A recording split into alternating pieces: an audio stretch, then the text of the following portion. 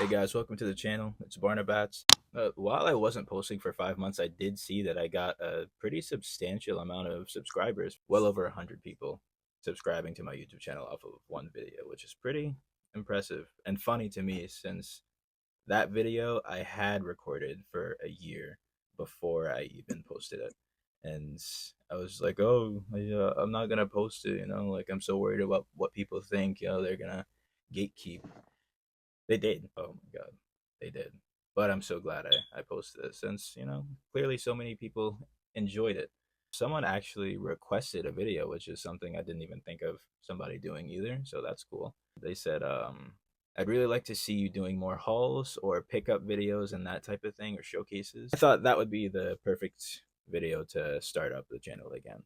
Just a video on pickups, things I've been wearing lately, new clothing I've got. I just want to show you guys and I want to see what you think about it. So if you have any questions about any of these things, whether it's where they're from or what size the specific one I have is, definitely feel free to let me know in the comments. While the video is new, I'll try to answer it ASAP as soon as I see it. All that out of the way, let's get into the pickups. Okay, first thing on the list, you might have seen it, is not clothing at all. It's a sewing machine.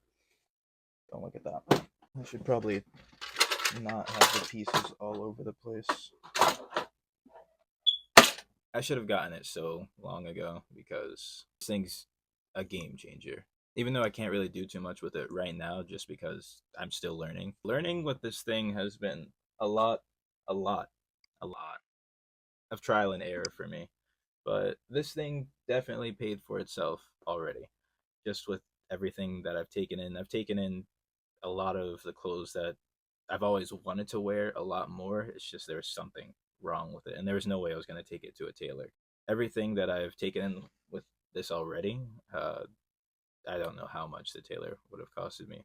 Probably would have been cheaper to just get a whole new wardrobe at that point. I got a lot of the basics down, but I'm definitely going to keep trying to learn with this thing just so I can get creative with it too. I did want to do a lot more intricate things with it, but it's just not realistic. And it's just gonna take some time. All right, next thing on the list is actually a piece of clothing. Isn't that crazy? Welcome. So I was really excited to add this piece from Revenge to my collection. I think I have well over 10 pieces from this brand, and I don't wear any of them. I don't know what's wrong with me. I don't know why I keep getting them. Actually, this, out of all of the hoodies in my closet right now, I just got this in the last few weeks, and I've already worn it more than any of the hoodies in my closet combined. And that fact is because of the sewing machine I got. If it wasn't for me getting the sewing machine, I wouldn't be able to do what I did to this Revenge hoodie. I actually purchased this Revenge hoodie purely with the intentions to cut it and crop it. I'm pretty proud of the job I did with this with the crop. I do know I measured 3 inches exactly, starting from the bottom of the hoodie, including the elastic band. And then I marked out a straight line just to make sure it wasn't crooked or slanted, and I took fabric scissors and I gave it the chop all the way across. It looks great. You really wouldn't be able to tell on the pocket, at least, if I showed you. This isn't just a plain black. It's called this boro fabric, and I did a little bit of searching on what that even means. It's basically just fabric that has been torn apart or basically destroyed and distressed, and it's been repurposed and stitched back together to make a whole other piece of fabric. I think this is always what I've wanted the hoodies to fit like, and now that I see what they can look like, it makes me not want to wear any of my other hoodies from this brand even more. So I might actually be getting rid of those. Let me know if you'd be interested in getting any of the hoodies I've shown in the other videos. If I put them on Depop or something. All right, next thing or things. It's actually two items. I'm gonna put them together since they're from the same place and I got them at the same exact time. Both of these things were actually from a recent collection from H&M. I don't remember the last time I was this excited to get something from H&M. They actually had Bill Skarsgård featured for this collection. which was very cool to me since I like that actor. The first thing I saw him in was It, and I loved the It movies. Actually, let me correct that. I loved the first one. I kind of like Bill Skarsgård because he's not your typical typecast action hero or main protagonist guy like Captain America or whatever. I don't even remember the actor's name right now. I think it's because he can make these really odd faces that he actually used in It Chapter 1 for the Pennywise clown. It wasn't CGI when he crossed his eyes like that and made that really, really weird face. But even when he's not making that, he just has this very unusual look, which really sells certain roles he gets, I think. Yeah, I do. I even kind of, I mean, like, I liked The Crow. I liked The Crow remake. I wouldn't recommend it, but, I watched it. Besides featuring this actor that I kind of like, which initially piqued my interest, I thought almost every piece in the collection was perfect. I loved the design direction of basically every single thing.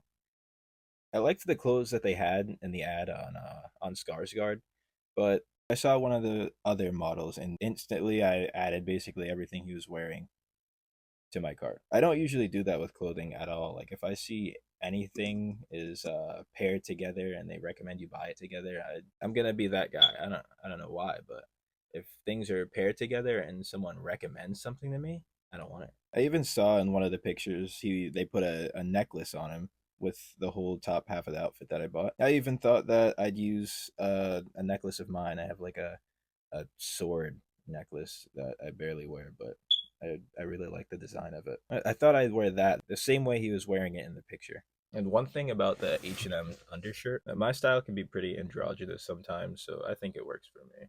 Even if it does make me look a certain way to other people, I like how I look in it. And I don't, man, wearing mesh doesn't make me gay, right? No, I'm not. No. You are. You are gay. I really do like what I got from the collection. These two are probably the cleanest, best pleasure. I think the stuff I got looks really good on me. Maybe not as good as the model. I really like what I got, and I love how they look together. I got two things, but I wish I'd gotten at least one more thing. Specifically, the shoes. If I can find a picture, I'll show you. But they were these new buck boots. I kind of have something that looks like these. So I definitely don't need them, but I want them. Okay, so I just recorded the whole rest of this video and realized that I didn't press record. So the next things I got, they're pretty similar, so I'm gonna lob them together. But I got these two button-up overshirts from Zara.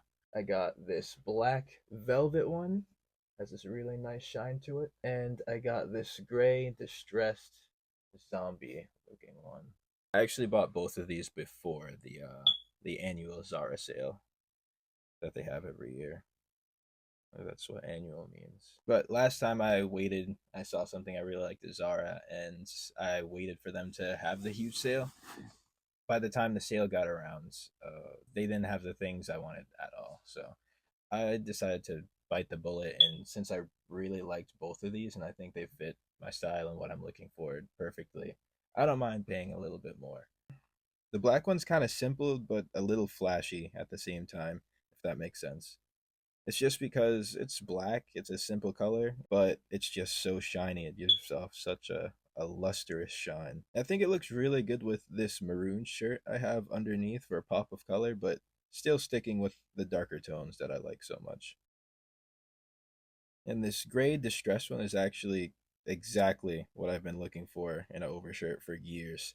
I remember seeing this one on Grailed that kind of had the same design going for it, but it was a little bit more intricate. But when I saw the item, I kind of I went to go look. I was still scrolling on the app for other things, and when I went to inspect the item more, or even possibly give an offer, the post was removed and I think the guy's account was deleted. So there was no way for me to even screenshot what the item looked like to show you. If I could put a picture up, I would. But this does the job. It really does look like it's made for some zombie extra on The Walking Dead or something, but that's really what I like about it. I think it's pretty interesting without being way too much for me. The next thing is just a black long sleeve shirt. It's not this one I have on. This one is a little heavier and it does have this ribbing texture to it. I think this is more like a light sweater, actually, not a shirt. But the black long sleeve shirt I did get, I got from a brand I shop from all the time. I shop at this place for their basics, like t shirts, because their t shirts always have a raw edge to the neckline and the sleeves. And since I wear dark, basic, muted colors all the time. Any type of little detail like that, I really like. You can't go wrong with something like this because you can wear it underneath a few layers now that it's cold. And later in the springtime, I can just wear it by itself and it has a nice fit. Not too much to say about it, it's just one of those timeless pieces. Also, I got another studded belt, but unfortunately, it's not to add on to the collection, it's to replace one that I just lost pretty recently. The one I lost was my favorite belt, but this does the job. The main difference is this one is a lot thinner, and instead of like the square or pyramid shaped spikes or studs, this one has round studs, which I don't like it as much. Call me a square, but I like the square shape better. All right, next item is something else that's not a piece of clothing. It is actually a fragrance. Fragrance can be a really big part of your look and aesthetic. It can add to it, or it can take away if you smell horrible. This limited edition Nosferatu cologne. This is actually a collaboration with the new movie that came out. I didn't see it yet. Don't call me a poser, but I do plan to see it. I was very excited when I saw the trailers for it. Just everything about it, even the box, the presentation, and the logo of the new movie is just super cool. I love that. So it has a picture of Count Orlok's sigil. That's Nosferatu, if you didn't watch it either. Here's a close up of that. To capture the olfactory universe of Nosferatu into one glass bottle is no mean feat. Given that it's a groundbreaking movie, we wanted to move beyond tropes like blood, roses, smoke, or candle wax and explore a very different idea of this creature of the night. Instead, the fragrance reveals itself to the wearer with a clap of thunder and a downpour of rain outside Count Orlok's castle. Strikes of lightning fill the air with petrichor and electricity. The damp earth releases a fresh, clean, but ever so musty scent of plant oils and geosmin, released from the Carpathian Mountains, fittingly named after the Greek word petra, means stone, and ichor, meaning the fluid that flows in the veins of the gods. Petrichor symbolizes renewal and the cyclical nature of life, unless you're a vampire. And the brand that made this cologne is called Heretic, by the way. It's like a vial. I'm trying so hard not to drop this. It's so slippery and it's so small. Then the top of the bottle has Orlok's sigil on it. Very cool. If I wanted to display this, I think it would go fitting with my little display here. Look really cool just like that. I actually might do that. Let me actually move this flammable object away from the candle. Yeah, let me spray and smell some of this at 3 a.m. Mm. Mm, mm, mm. I really love the smell of this. It's not too much at all. It's like very faint. It's very earthy. It also came packaged with these posters. Look at that.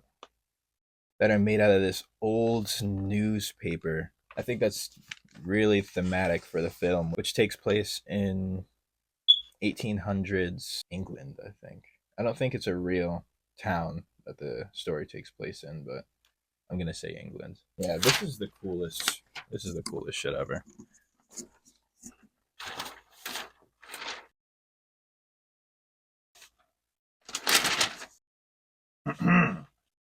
Name of the brand. This is the first thing that I've gotten from this brand at all. So I'm not sure if they do. They always do the newspaper thing, but it definitely does fit with the theme of Nosferatu. I think this might be, yeah, this is a holiday gift guide. So I think this one might be things that they regularly package with whatever you order from them. And this is exclusive to the Nosferatu collaboration cologne. That is so fucking cool. I love this. So the next item, or items are not clothing pieces either. They're more of a lifestyle. I put them under. Are you noticing any type of pattern?